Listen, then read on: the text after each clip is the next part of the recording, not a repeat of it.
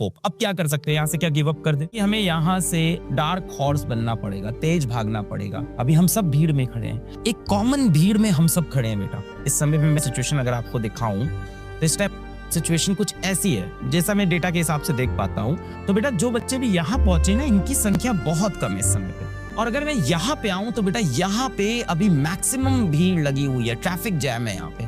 अभी यहाँ से कुछ बहुत ही गिने चुने कुछ बच्चे होंगे जो इस भीड़ में से निकल कर यहाँ पे लैंड कर सकते हैं, या इस भीड़ से निकल कर कुछ यहाँ पे लैंड करेंगे। अभी भी जगह खाली है। इन्हीं बच्चों को मैं बोल रहा हूँ, वो मेरे कौन होंगे? वो मेरे डार्क हॉर्स होंगे।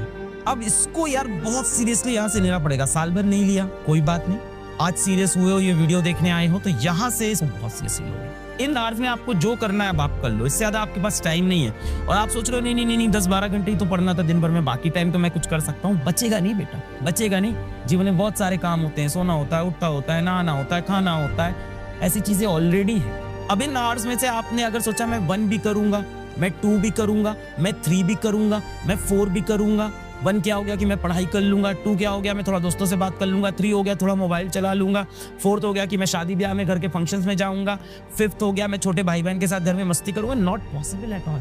You have actually very limited time, very limited time.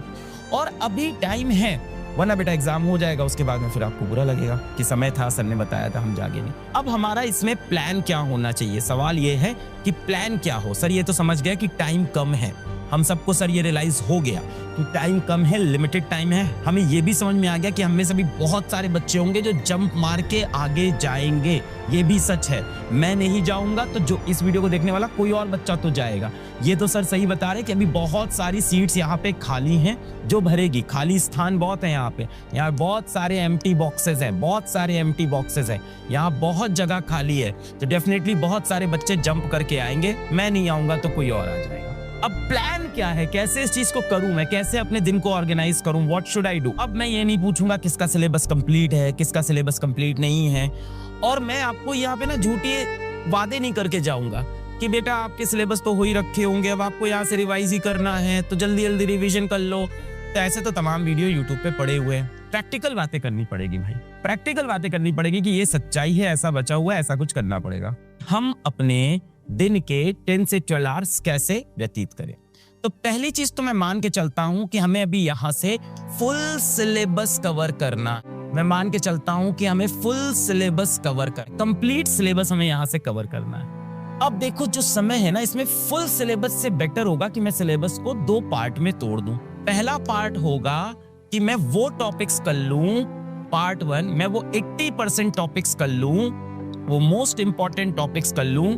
Part 1 मैं मोस्ट इंपॉर्टेंट कॉन्सेप्ट्स पढ़ लूं, मोस्ट इंपॉर्टेंट प्रॉब्लम सॉल्व कर लूं, जहां से 80% क्वेश्चंस बनने हैं। तो अभी समझदारी का फैसला तो यही होगा। अगर मैं सोचूं कि चैप्टर 1 से लेके चैप्टर 30 हर किताब का मैं सारा कर लूंगा, फिजिक्स केमिस्ट्री, तो वो पॉसिबल तो नहीं है। सबसे पहले मुझे क्या करना चाहिए, जितने भी मोस्ट इंपॉर्टेंट है, जितने भी मेरे हाई वेटेज वाले हैं, सबसे पहले मुझे इसे खत्म करना चाहिए। मेरे हाई वेटेज चैप्टर्स को मुझे सबसे पहले खत्म करना चाहिए। कैसे खत्म करेंगे हाई वेटेज चैप्टर्स को?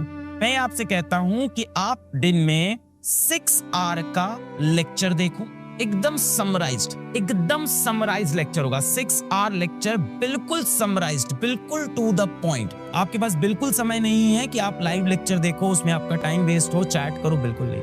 एकदम फोकस्ड, बिल्कुल फोकस्ड समराइज्ड रिकॉर्डेड लेक्चर 6 घंटे हमें देखने हैं। 80% वो सिलेबस जहां से सारे सवाल बनते हैं, जहां से मैक्सिमम क्वेश्चन बनते हैं, 6 घंटे लेक्चर में चले गए। अब हो सकता हो किसी के 6 जाएं, किसी के 8 चले जाएं। बचा जितना भी टाइम है, मैं मान के चलता हूं इसके बाद आपके पास, किसी के पास भाई 6 आवर बचा होगा, किसी के पास 4 आवर बचा होगा, और प्रैक्टिकली किसी के पास हो सकता हो 2 आवर बचा हो। अब बचा जितना भी टाइम है उसमें आपको करना है प्रैक्टिस एंड रिवीजन। कौन से मटेरियल का रिवीजन और प्रैक्टिस करना है? सेम मटेरियल का, जो क्लास में पढ़ाया गया है, इसी मटेरियल को बार बार रिवाइज कराना है। जब पार्ट हमारा खत्म हो जाएगा तब पार्ट 2 आएगा, जहां पे हम रिवीजन करेंगे, प्रैक्टिस करेंगे, सारी चीजें करेंगे। जो थोड़े लेस इंपॉर्टेंट या मॉडरेटली इंपॉर्टेंट टॉपिक है वो भी करेंगे, बट वो आगे करेंगे। पहले मुझे ये कवर करना चाहिए, रिमेनिंग डेज में मैं ये कवर करूंगा पार्ट 2, जहां पे थोड़े से कम इंपॉर्टेंट टॉपिक है उनको पढ़ेंगे और रिवाइज करेंगे। डर को खत्म करने का एक ही तरीका होता है, या तो डर लो या तो लड़ लो। अब तेरा यहाँ से फैसला है, तेरे को डरना है या लड़ना है। अगर तेरे अंदर आग जल रही है ना, तो सबसे पहले तू आज कमेंट में ये लिख, I will fight, I will win. मैं लड़ेगा और मैं जीतेगा। कमेंट में लिख, अपने दिल में लिख, अपनी दीवारों में लिख, अपने मोबाइल फोन में लिख, हर जगह लिख, अपनी कॉपी में लिख, आई विल विन।